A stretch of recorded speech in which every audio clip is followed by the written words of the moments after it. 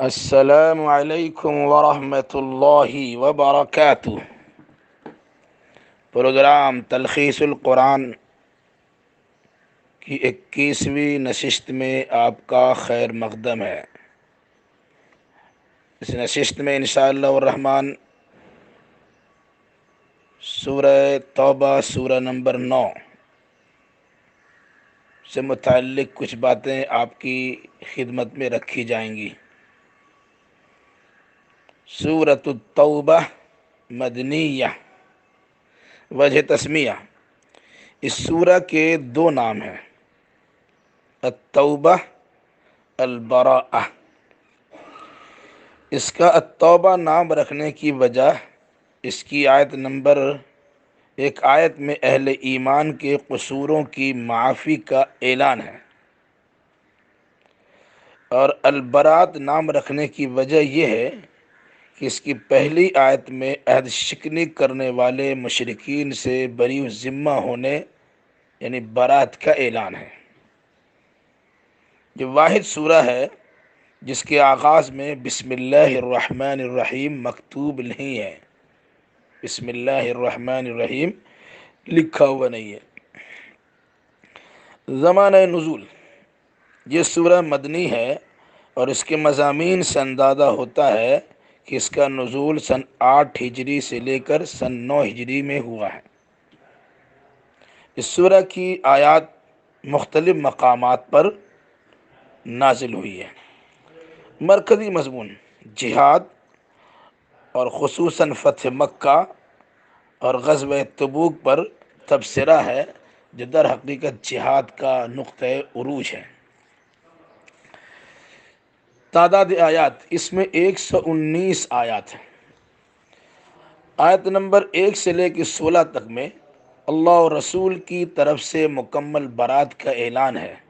صلح حدیبیہ کے موقع سے کیے گئے معاہدوں کی خلاف ورزی کرنے والے مشرکین اور جن کے ساتھ کوئی عہد و پیمان نہ تھا، ان تمام کے عہد و پیمان کے خاتمہ کا اعلان کیا گیا ہے کہ 4 ماہ کے اندر اندر مکہ خالی کر دیا جائے۔ البتہ جن مشرکین نے عہد نبھانے میں کوئی کوتاہی نہیں کی، ان کا عہد طے شدہ مدت تک کے لیے برقرار رکھا گیا۔ یہ اعلان در حقیقت جزیرۃ العرب سے بت پرستی کے خاتمے کا اعلان تھا کہ اب اس کے بعد بت پرستی کے لیے آمد و رفت کی کوئی گنجائش نہیں۔ حرمت والے مہینے یعنی 4 ماہ کی مدت گزر جانے کے بعد مشرکوں سے ڈٹ کر مقابلہ کیا جائے، لیکن اگر وہ توبہ کر کے نماز و زکوٰۃ کی ادائیگی کرنے لگ جائیں تو انہیں چھوڑ دیا جائے۔ اسی طرح اگر کوئی مشرک عین حالت جنگ میں پناہ طلب کرے تو اسے امن دیا جائے اور قرآن سننے کا موقع فراہم کیا جائے، پھر امن و امان کے مقام تک انہیں پہنچا دیا جائے۔ ان مشرکین کا عہد و پیمان باقی نہیں رہ سکتا، کیونکہ یہ نہ رشتہ داری کا خیال رکھتے ہیں اور نہ ہی انہیں احساس ذمہ داری ہے۔ لیکن اگر تائب ہو کر اقامت صلاۃ اور ایتاء زکوٰۃ کا فریضہ انجام دینے کو تیار ہو جائے تو انہیں دینی بھائی باور کیا جائے۔ لیکن اگر عہد کو توڑ دے اور دینی معاملات میں طعنہ زنی کرے تو ان کی قسموں کا بھی اعتبار نہ کیا جائے، بلکہ ایسے کفر کے سرغنہ کے ساتھ زبردست جہاد کیا جائے، اور ان سے اس لیے بھی لڑائی روا ہے کہ انہوں نے معاہدہ کی خلاف ورزی کی ہے، رسول محترم صلی اللہ علیہ وسلم کو وطن مألوف سے نکالنے کا قصد کیا ہے اور اہل اسلام کے ساتھ جنگ کرنے کی پہل کی ہے۔ ایسے لوگوں سے خوف زدہ ہونے کی ضرورت نہیں۔ اہل ایمان تو صرف اللہ سے ڈرا کرتے ہیں۔ اللہ اہل ایمان کی مدد کرے گا اور ان کے ہاتھوں کفار و مشرکین کو ذلیل و خوار کر دیا جائے گا، جس سے مسلمانوں کا کلیجہ ٹھنڈا ہوگا، کیونکہ یہ بہت ہی ظلم سہ چکے ہیں۔ اہل ایمان کی آزمائش بھی ہوگی۔ جہاد کرنے اور اللہ و رسول اور اہل ایمان کو معتمد خاص بنانے کی تاکید کی گئی ہے اور کفار کی گہری دوستی سے منع کیا گیا ہے۔ آیت نمبر 17 سے لے کے آیت نمبر 22 تک میں کفار و مشرکین کا کام تعمیر مسجد نہیں ہے۔ کفر کے ساتھ تعمیر مسجد بھی قابل قبول نہیں ہے، بلکہ حبط اعمال کا سامنا کرنا پڑے گا، اور پھر داخل جہنم ہونا تو مقدر ہی ہے۔ حاجیوں کی خدمت، مسجد حرام کی تعمیر وغیرہ جیسی عبادت اللہ اور آخرت پر ایمان اور جہاد کا مقابلہ نہیں کر سکتی۔ دونوں قسم کے لوگ برابر نہیں۔ عبادت گاہوں کی تعمیر اہل ایمان، نماز و زکوٰۃ کا پابند اور خشیت الہی سے سرشار لوگ ہی کرتے ہیں۔ ایسے ہی لوگوں کو ہدایت کا سرٹیفکیٹ دیا جاتا ہے۔ ایمان و ہجرت اور جان و مال کے ساتھ جہاد کا ثواب بہت بڑا ہے۔ ان کے لیے رحمت و رضوان کی بشارت ہے، باغ و بہار والی ابدی نعمت ہے، اور فائد المرام ان کی تقدیر ہے۔ آیت نمبر 23 سے آیت نمبر 24 تک میں کافر، آبا و اجداد اور اولاد و احفاد اوپر سے نیچے تک کی دوستی سے منع کیا گیا۔ ان سے دوستی گاٹھنے کو ظلم سے تعبیر کیا گیا ہے۔ ماں باپ، بیٹا بیٹی، بھائی بہن، میاں بیوی، خاندان، مال و دولت، کاروبار و تجارت اور پسندیدہ مکانات وغیرہ اگر اللہ اور رسول اور جہاد فی سبیل اللہ کے بالمقابل زیادہ پسندیدہ ہوں تو پھر برے انجام کا انتظار کرنا چاہیے۔ ایسے لوگ در حقیقت نافرمان ہیں جنہیں ہدایت سے محروم کر دیا گیا ہے۔ آیت نمبر 25 سے آیت نمبر 27 تک میں تعداد کی قلت و کثرت پر کامیابی کا دار و مدار نہیں ہے، بلکہ توفیق الہی اور نصرت ربانی سے کامرانی میسر ہوتی ہے۔ اللہ نے بہت سارے نازک مواقع، بدر، خندق، خیبر وغیرہ پر مسلمانوں کی مدد فرمائی ہے۔ حنین کے موقع پر مسلمانوں کو اپنی کثرت تعداد پر غرہ ہو گیا تھا، اس لیے وقتی طور سے نظر انداز کیا گیا، جس کے نتیجے میں مسلمانوں کی جماعت تتر بتر ہو گئی اور کثرت تعداد کام نہ آ سکی۔ زمین تمام تر وسعت کے باوجود تنگ ہو گئی اور مسلمان میدان جنگ سے بھاگنے پر مجبور ہو گئے۔ پھر اللہ نے مومنوں کے دلوں کو سکون بخشا اور نظر نہ آنے والے لشکروں یعنی فرشتوں کے ذریعے مدد فرمائی۔ نتیجتاً کافروں کو شکست فاش ہوئی۔ اللہ جسے چاہتا ہے توبہ کی توفیق بخش دیتا ہے۔ آیت نمبر 28 سے آیت نمبر 29 میں مشرکین ناپاک ہیں، لہذا حدود حرم کے قریب بھی نہ آنے پائیں، اور اگر ان کے نہ آنے سے معاشی بدحالی کا اندیشہ ہو تو اللہ اپنے فضل و کرم سے غنی بنا دے گا۔ کفار و مشرکین اور یہود و نصارہ کے ساتھ زبردست جنگ کیا جائے، یہاں تک کہ وہ حلقہ بغوش اسلام ہو جائے اور مغلوب ہو کر جزیہ اور ٹیکس دینے پر مجبور ہو جائے۔ آیت نمبر 30 سے 35 تک میں یہود و نصارہ کی بدعقیدگی کا بیان ہے۔ یہودیوں نے عزیر کو اور عیسائیوں نے عیسیٰ ابن مریم کو اللہ کا بیٹا قرار دیا۔ ان پر اللہ کی لعنت و پھٹکار ہو۔ انہوں نے اللہ کے بالمقابل علماء و مشائخ اور عیسیٰ ابن مریم علیہ السلام کو رب بنا لیا، حالانکہ انہیں صرف ایک اللہ کی عبادت کا حکم دیا گیا تھا۔ اللہ تعالیٰ تمام تر شرکیات سے پاک ہے۔ کفار و مشرکین اللہ کے نور کو پھونکوں سے بجھانا چاہتے ہیں، حالانکہ پھونکوں سے یہ چراغ بجھایا نہ جائے گا۔ کفار کی ناگواری کے باوجود اللہ اسے ضرور پائے تکمیل تک پہنچائے گا، اور اللہ ہی نے مشرکوں کی ناگواری کے باوجود تمام ادیان پر غلبہ عطا کرنے کے لیے نور ہدایت اور مبنی بر حق و صداقت دین کے ساتھ رسول رحمت کو مبعوث فرمایا ہے۔ اہل کتاب کے اکثر علماء و مشائخ باطل طریقہ سے لوگوں کا مال کھاتے ہیں اور اللہ کی راہ سے روکتے ہیں۔ سونے چاندی کا ذخیرہ اندوزی بھی کرتے ہیں، فی سبیل اللہ خرچ نہیں کرتے ہیں۔ بروز قیامت سونے چاندی یعنی مال کنز کو جہنم میں تپا کر ان کی پیشانیوں، پہلوؤں اور پیٹھوں کو داغا جائے گا اور دردناک عذاب سے دوچار کیا جائے گا۔ دنیاوی اغراض و مقاصد کے تحت احکام الہی میں رد و بدل کرنا سخت عذاب کا موجب ہے، جس سے علماء اسلام کو بھی نصیحت حاصل کرنا چاہیے۔ آیت نمبر 36 سے 37 تک میں ابتدائے آفرینت سے ہی مہینوں کی تعداد 12 رہی ہے، جن میں 4 ماہ حرمت و احترام کے ہیں۔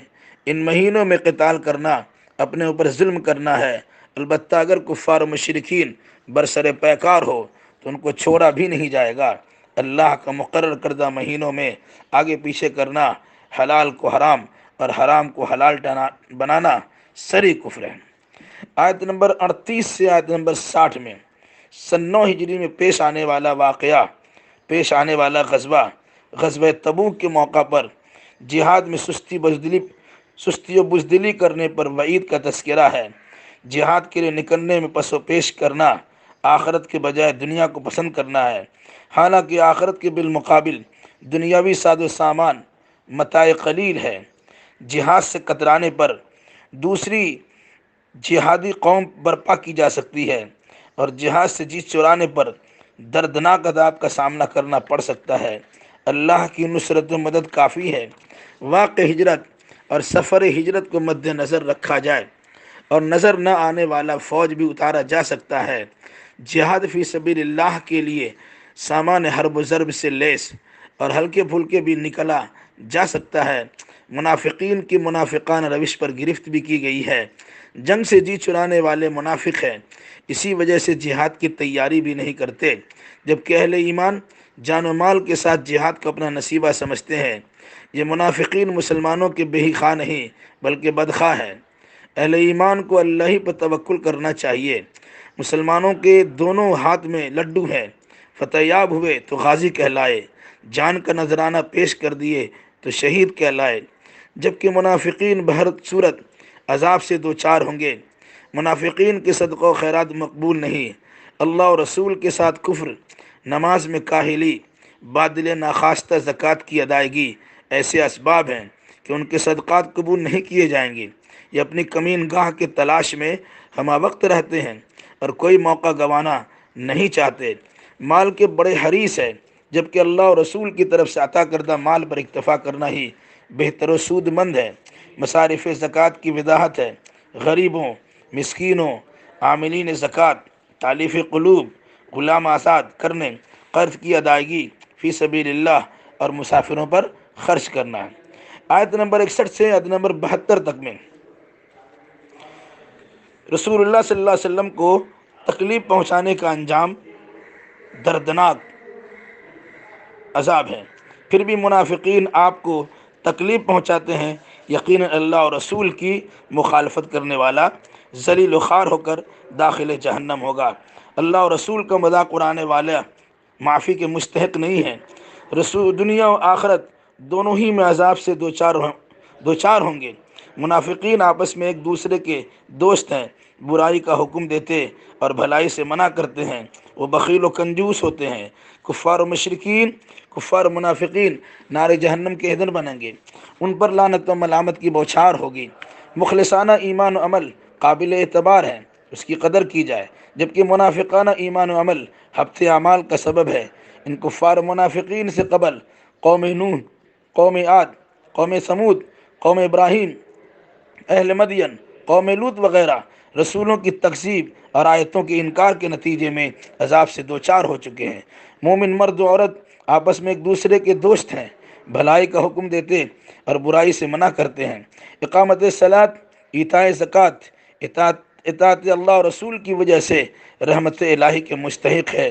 انہیں سدا بہار باغوں میں، عمدہ و خوشگوار مکانات میں ہمیشہ ہمیشہ کے لیے رہائش بخشی جائے گی۔ آیت نمبر 73 سے آیت نمبر 98 سے 89 تک میں کفار و مشرکین کے ساتھ زبردست جہاد کا حکم دیا گیا۔ منافقوں کی شرارتوں اور بد کرداریوں کا تذکرہ ہے۔ یہ بڑے کنجوس ہوتے ہیں، اللہ کی جانب سے عطا کردہ مال خرچ کرنے میں کتراتے ہیں۔ یہ دراصل نفاق کے مرض میں مبتلا ہے۔ اللہ کو یہ سب کچھ پتہ ہے۔ مخلص مومنوں کے مخلصانہ صدقہ و خیرات پر تانہ زنی کرنا منافقوں کا شیوہ رہا ہے۔ منافقوں کے حق میں رسول رحمت صلی اللہ علیہ وسلم کی 70 سے زیادہ بار کی گئی دعائے مغفرت بھی قبول نہیں ہوگی۔ ایسے فاسقوں کو ہدایت نصیب نہیں ہوتی۔ یہ منافقین گرمی کی شدت کا بہانہ بنا کر جنگ میں شریک ہونے سے گریز کرتے ہیں، حالانکہ انہیں جہنم کی شدت حرارت کا احساس ہونا چاہیے۔ زیادہ ہنسنے سے منع کیا گیا، بلکہ اپنی حرکتوں پر بکثرت رونے کی تاکید کی گئی ہے۔ یہ منافقین اب جہاد میں شرکت کی اجازت مانگیں تو انہیں اجازت ہرگز نہ دی جائے، نہ ان کی نماز جنازہ پڑھی جائے اور نہ ان کی قبر پر دعائے مغفرت کے لیے کھڑا ہوا جائے۔ دنیا میں کثرت اولاد اور دولت باعث شرف و فضیلت نہیں، بلکہ بسا اوقات یہی سبب لعنت اور وجہ ذلت بن جاتی ہے۔ منافقین جہاد سے جی چرا کر عورتوں کے سب میں بیٹھنے کو باعث فخر تصور کرتے ہیں، جبکہ رسول اور اہل ایمان مال و جان کے ذریعے جہاد کر کے جنت کی کامیاب زندگی حاصل کرنا چاہتے ہیں۔ آیت نمبر 90 سے آیت نمبر 93 تک میں جہاد سے کترانے والے اور کفر کرنے والے، بدو ہو یا شہری، وہ دردناک عذاب سے بچ نہیں سکتے، البتہ واقعی جو معذور ہو، کمزور ہو، بیمار ہو، زاد راہ سے محروم ہو، اللہ اور رسول کا خیر خواہ ہو، ایسے لوگوں کے جہاد میں شریک نہ ہونے پر بھی کوئی گرفت نہیں ہے۔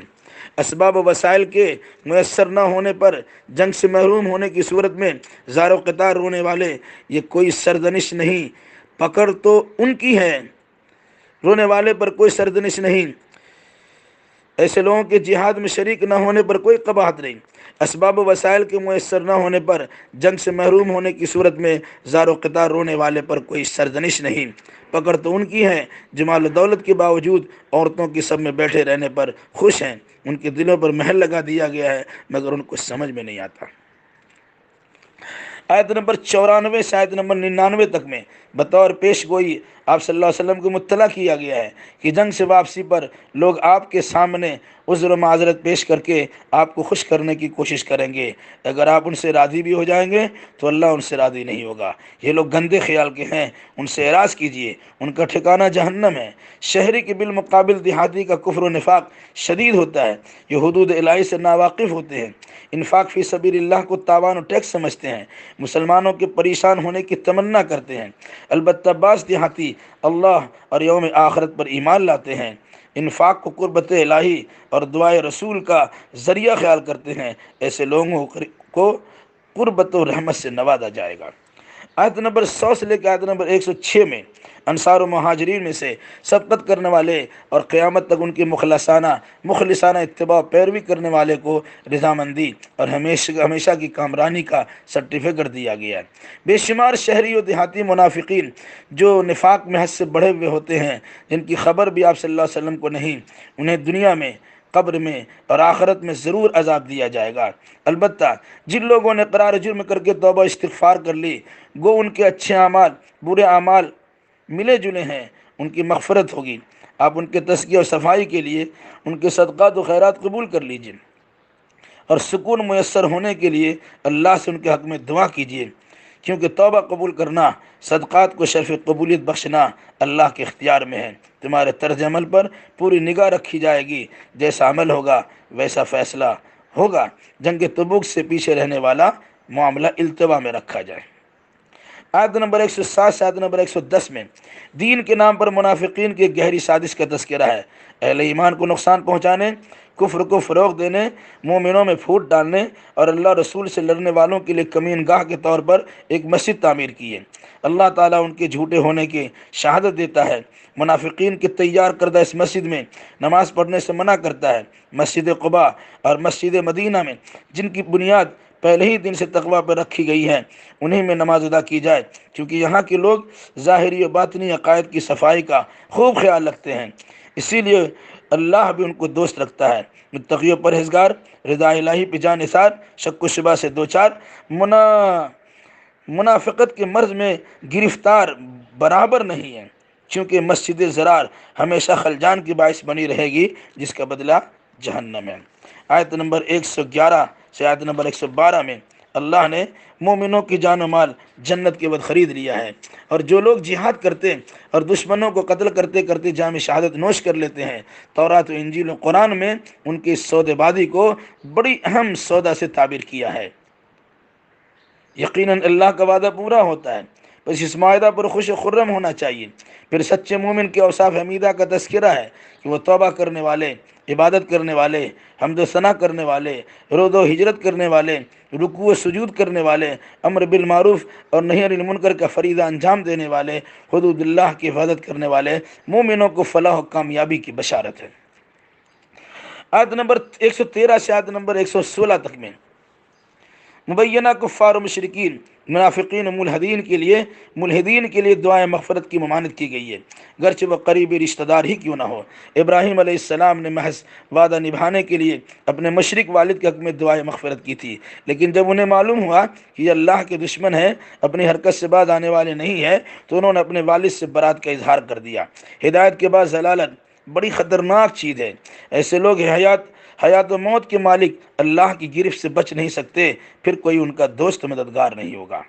آیت نمبر 117 سے آیت نمبر 119 میں تین مخلص صحابہ کرام، کعب بن مالک، ہلال بن امیہ، مرارہ بن ربی رضی اللہ تعالی عنہم، جو غزوہ تبوک میں بغیر کسی عذر کے محض کاہلی کی بنیاد سے پر پیچھے رہ گئے تھے، انہوں نے معذرت کرنے کے بجائے صدق گوئی اور راست بازی سے کام لیا، جن کے مقدمہ کو 50 دنوں تک کے لیے التوا میں رکھا گیا۔ جب زمین تمام تر وسعت کے باوجود ان پر تنگ ہو گئی تو اللہ نے ان کی توبہ قبول کی۔ اہل ایمان کو متقی و پرہیزگار بن کر سچوں کا ساتھ دینا چاہیے، اس کی تاکید کی گئی۔ آیت نمبر 120 سے آیت نمبر 122 میں مجاہدوں کو قدم قدم پر نیکیاں عطا کی جاتی ہے۔ بھوک، پیاس، تکان، کافروں کو غیظ و غضب میں لانے والے تدابیر، ان کو زک پہنچانے کی کوئی بھی صورت، چھوٹا بڑا خرچ، وادیوں کا عبور وغیرہ کرنے پر نیکیاں لکھی جاتی ہے۔ علم حاصل کرنے کے لیے سارے لوگوں کو نکلنا ضروری نہیں، مگر کچھ لوگ اس کام پر ضرور معمور ہونے چاہیے، جو تعلیم حاصل کر کے اپنے علاقے کے لوگوں میں اسلامی تعلیم کی اشاعت کر سکیں۔ آیت نمبر 123 سے آیت نمبر 127 تک میں پہلے قریبی کفار سے جنگ اور ان پر سختی کر کے اپنا روب جمایا جائے۔ آیت قرآن کے نزول سے اہل ایمان کے ایمان میں اضافہ ہوتا ہے، جبکہ منافقین کے مرد نفاق میں زیادتی ہوتی ہے۔ ہر سال ایک یا دو بار فتنہ سے دوچار ہونے کے باوجود اپنی اصلاح نہیں کرتے، بلکہ جب کوئی سورہ نازل ہوتی ہے تو دائیں بائیں جھانک کر چپ سے نکل جاتے ہیں۔ در حقیقت اللہ نے ان کے چہرے کو پھیر دیا ہے، یہ کچھ سمجھ ہی نہیں سکتے ہیں۔ آیت نمبر 128 سے آیت نمبر 129 میں شان رسالت کا تذکرہ ہے کہ آپ بڑے ہی مشفق و رحیم ہیں، امت کی تکلیف ان کو شاک معلوم ہوتی ہے، ان کی بھلائی کو متمنی رہتے ہیں۔ ایسے رسول کی بات پر اگر کوئی کان نہ دھرے تو وہ اپنا ہی نقصان کرے گا۔ اللہ آپ کے لیے کافی ہے، وہی عبادت کے لائق ہے، وہی عرش عظیم کا مالک ہے۔ مکمل اعتماد توکل اسی پر کرنا چاہیے، دنیا کی کوئی طاقت نقصان نہیں پہنچا سکتی۔ اللہ تبارک و تعالیٰ اس سورہ توبہ کے مشمولات کو ہمیں سمجھنے اور اسی کے مطابق عقیدہ و اعمال پیش کرنے کی توفیق مرحمت فرمائے۔ والسلام علیکم ورحمۃ اللہ وبرکاتہ۔